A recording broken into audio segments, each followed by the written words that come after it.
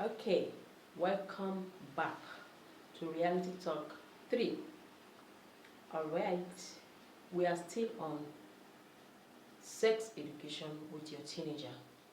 Yeah, in my previous video on the part 2, we stopped at preparing yourself. Now that you have prepared yourself, what next? Getting started. What are the things you should do in order to get yourself started? Number one is that you keep it casual. Keep it casual. Sex education is not a special talk. So, there is nothing like solemn moments because most parents and children find it easier to discuss sex if they are preoccupied with something. So make it casual, just like the way you discuss with your friend, family or anything. Make it casual. The next thing you should do is what? Try to maintain eye contact. Avoiding eye contact can suggest embarrassment or discomfort. If your child gets this message from you, they will learn that talking about sexual issues is taboo. Of course, you won't have to worry about this so much if you are both busy washing the dishes, for example. That is the reason I mentioned the first point to be what? Make it what? Casual. Then have this eye contact. Eyeball to eyeball. When I started menstruating, for instance, I don't know what it was all about. I had seen that for like 2 days. That was my last term in primary 6, yes. And the thing started on a Thursday, and by Saturday I was home. That was when my mom noticed that I visited the bedroom frequently, and she called me. What is it, young girl?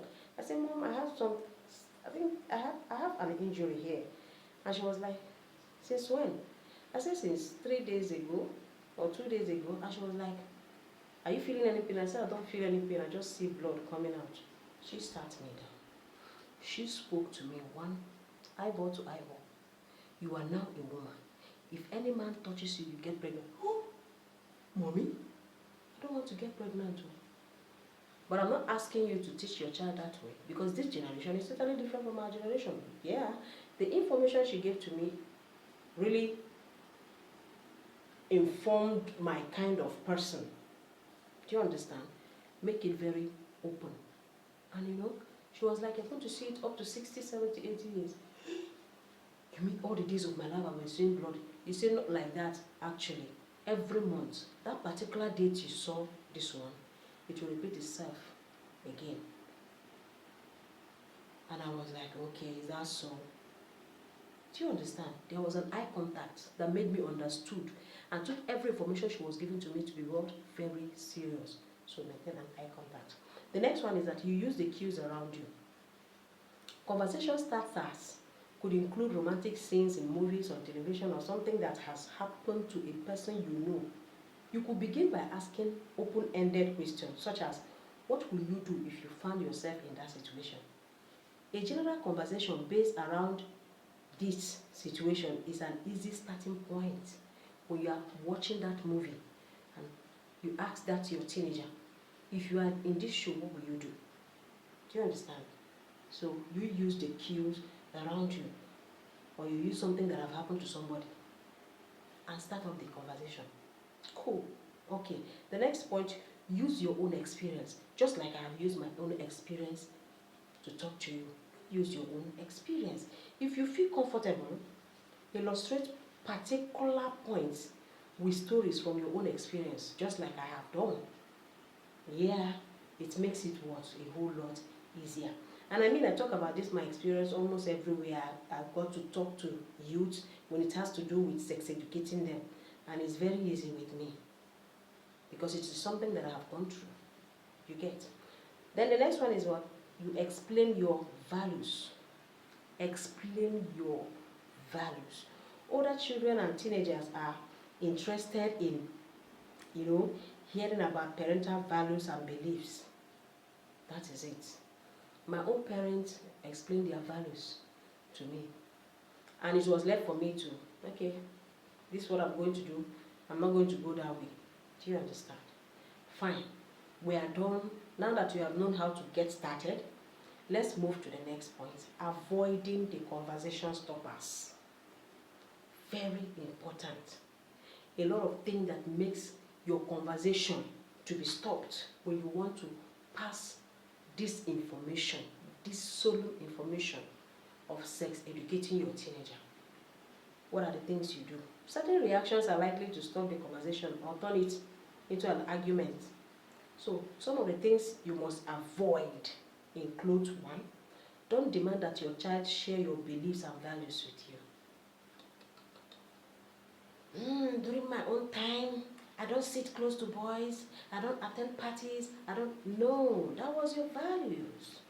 You don't demand that they must do it that way.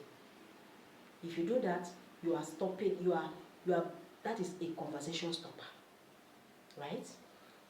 Secondly, don't argue that their opinions are wrong. That child is human. He or she is also still growing up. Do you understand? Don't say their opinion is wrong. There's a better way to say it. Next, don't criticize, react in horror, or get angry. You don't have to do that. That's another conversation stopper. Don't interrupt them when they are talking. Teenagers hate that a lot. It makes them to bottle up a lot of things. You will no longer be getting any information from them. They will be giving it to an outsider. And I'm sure you wouldn't want that. Whether you are a parent or a caregiver. Okay, don't stop listening to them. Always give them what? Listening ears. Very important.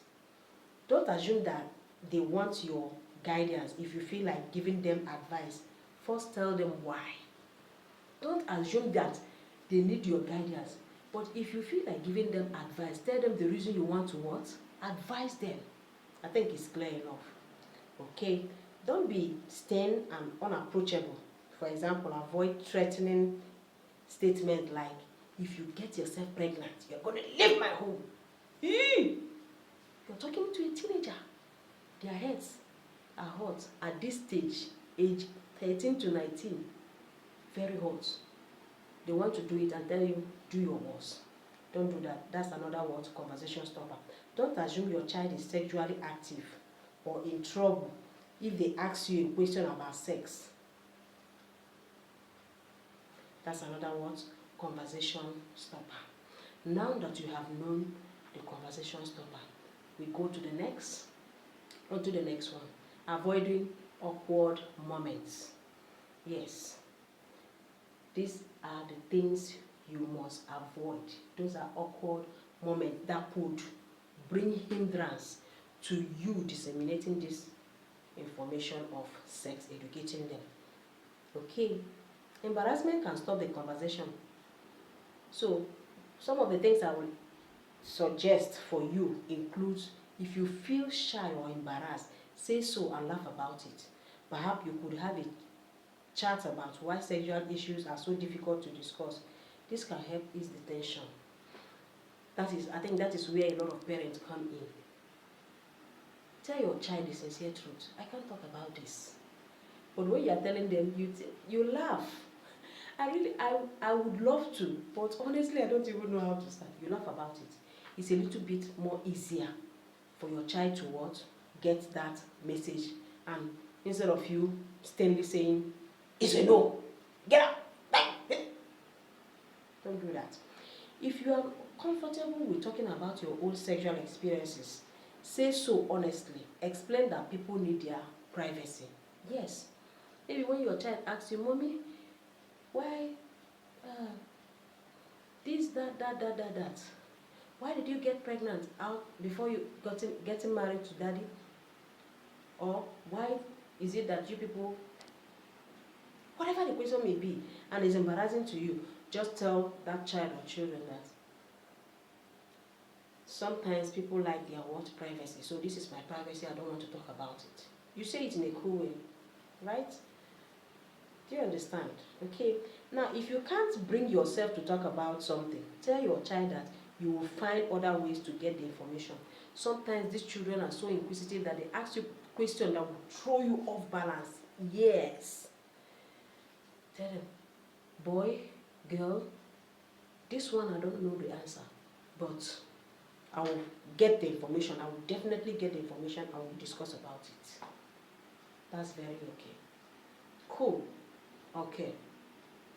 Now let's move to the final wrapping up on this. When communication is too difficult. When you are trying to communicate and it's difficult for you to, what do? Sometimes talking about sex seems impossible. The parents may be too embarrassed or the child may refuse to even listen. Some of the suggestions I will give you if you are in this kind of a mess, what do? Keep at it from time to time. Try different approaches. Don't say because your children are tough, you forget about it. Just try several approaches. The next thing is talking over the phone may be easier. You talk to that child over the phone, you can send a text, send a video, send an audio, your voice recorded, and send it to that child. Do you understand? Yeah. Find out what sort of sex education topics are covered in school classes. Your child may be more inclined to talk to you about sex if you bring up topics that haven't been already covered. Yes, you are getting involved. What was the topic about in biology class today, in health science today, do you understand, in home economics, in inter-science? Then from there you pick it. Do you understand? Now, get age-appropriate sex education materials such as books, videos, and leave them in your child's book or on the table or where you know that your child often goes. That is, these are the things you should do when communication is difficult. You don't know how to go about it. These are the suggestive ways to go about it. Okay, then perhaps your child is interested in talking about sex, but not with you. Consider asking a trusted relative or friend to talk to your child instead. Yes, I have had a lot of students, a lot of youth who prefer to talk to me about their personal issues more than their parents. I've had an issue where a child told me about her brother that had been molesting her over the years. Each time he comes to molest her, he comes with a knife, telling her that if you open up your mouth to tell anybody, I'm going to stab you. Why? Because of the way I related with them. Now, after hearing that, I couldn't keep quiet. I spoke to her, she trusted me. I said, okay, I'm going to tell your mother about this. Can you tell her? He said if she tells her, she will not believe. I said, okay, what are we going to do? When she comes for visiting, I'm going to talk about it. Are you giving me the permission? Do you understand? I made her realize that she has her own right to privacy. If she had said, no, Auntie, I don't want you to tell my mother about it, I would have kept quiet. But I told her the reason why her mother and the father should know about it, and she obliged me. And the mother came for visiting. The girl herself, came to call me. This happened several years ago anyway. And we sat down, I talked to this woman, she broke down, she was crying. I mean, some parents are like that. You don't know what is happening under your nose because you decide to close up and you say this sex education thing, I don't want to go. If you keep quiet about it, a lot of things go to spoil. So please, I'm sure you have enjoyed these videos. If you have, definitely you give it a thumbs up, like it, share, and stick to this channel as I bring you more interesting videos. Leave your comment below, let me know your thoughts. Let me know your difficulties so that we'll talk about it.